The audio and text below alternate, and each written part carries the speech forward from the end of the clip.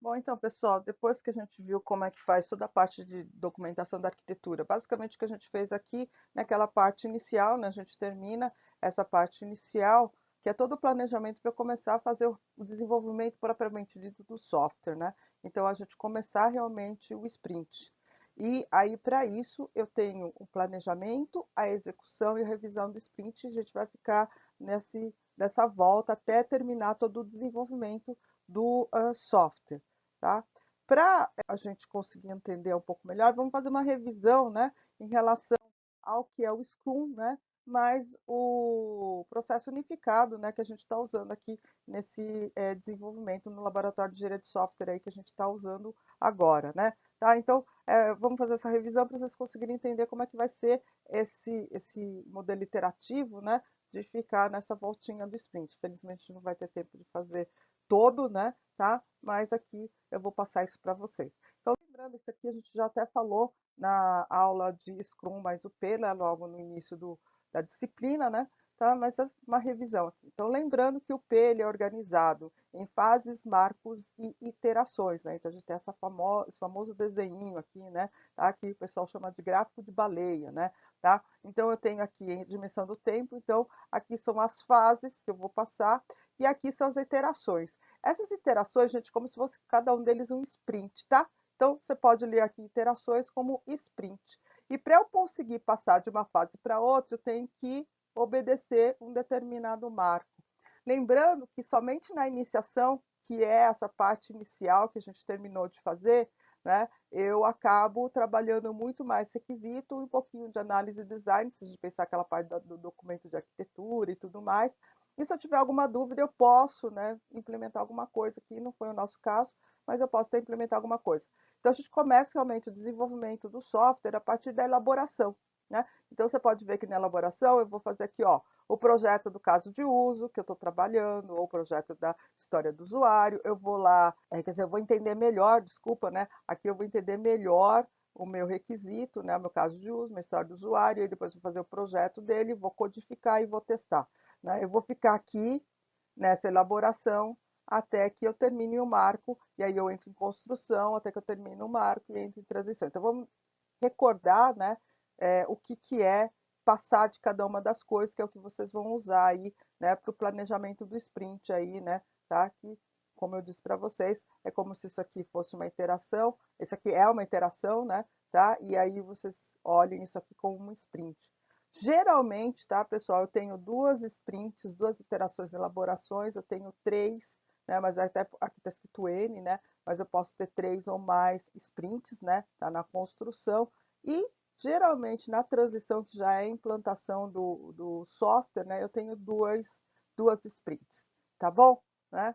Tá? Então vamos lá ver como é que fica isso, né, e como que essa coisa do marco e tudo mais aí, para a gente passar de uma fase para outra, e como que a gente vai definir os nossos sprints também. Então, lembrando, né, essa daqui é a fase que a gente acabou de terminar, então a iniciação, o marco dele é o objetivo do ciclo de vida. Então, aqui ele termina quando eu consigo ter as funcionalidades para poder distribuir, né, nas outras fases, né, em formas de sprint, tá bom, gente? Então isso a gente já fez, né? Então a gente já está com os casos de uso, né? A gente já está com o documento de arquitetura, então agora a gente já pode começar a desenvolver. Então, aqui, né, seria essa parte aqui, que é a iniciação que a gente terminou de fazer, tá bom? Aí eu entro na elaboração e aí eu vou começar a fazer os meus sprints até que eu tenho o quê? A arquitetura do ciclo de vida, ou seja, a minha arquitetura, tá, básica, né, meu núcleo central da minha arquitetura já está toda desenvolvida, tá? De tal maneira que na construção eu vou acrescentar algumas classes, eu vou acrescentar algumas coisas, mas, né, é muito, não é, nenhum deles não é o núcleo, né? Não é a classe mais importante ou o componente mais importante, porque ele já foi definido aqui. Então, aqui eu posso fazer alguma coisa de colocar um atributo a mais, um método a mais, em algum lugar que eu já tinha, né? Fazer uma construção de coisas mais simples, né? Então, é essa parte aqui, né, que entra a construção, tá? Então, esse é o marco da arquitetura aqui, né, do ciclo de vida aqui na elaboração. Aqui, se a gente olhar dentro do Scrum, o que é a parte da elaboração, né? Tá? Então, eu vou selecionar aqui no meu planejamento, né, que aqui é a parte do planejamento do sprint, né? Então, eu vou pegar o meu Proto Backlog e vou selecionar aqui os meus Proto Backlog que vão ser desenvolvidos nesse sprint. Como é que eu faço essa seleção? Eu seleciono o caso de uso, a história de usuário relacionado com a arquitetura do ciclo de vida. Então, aqueles que vão me permitir desenvolver essa arquitetura central que eu estou te falando. Né? Se a gente olhar, é aquelas que têm mais risco arquitetural, né? A gente coloca dessa forma, tá bom?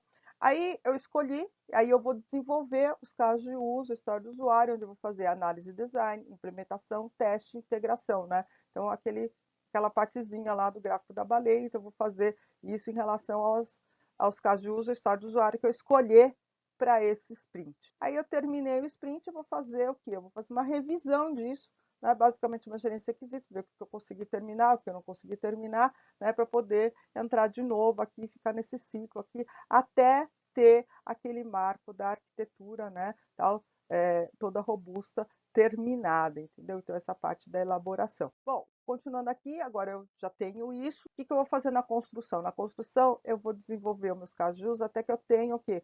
Uma capacidade operacional inicial, ou seja, eu posso começar a fazer testes beta do software, tá? Do software, não é de cada módulo, não.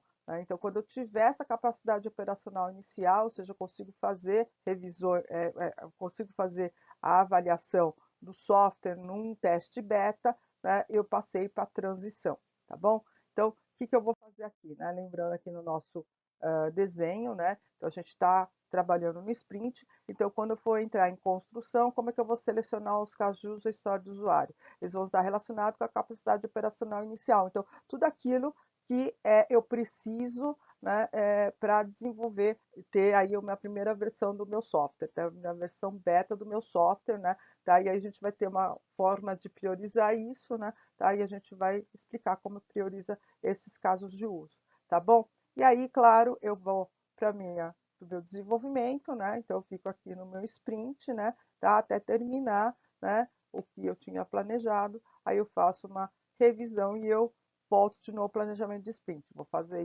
isso até eu ter a capacidade operacional inicial, aquela versão beta que eu vou fazer tudo isso aqui, tá bom?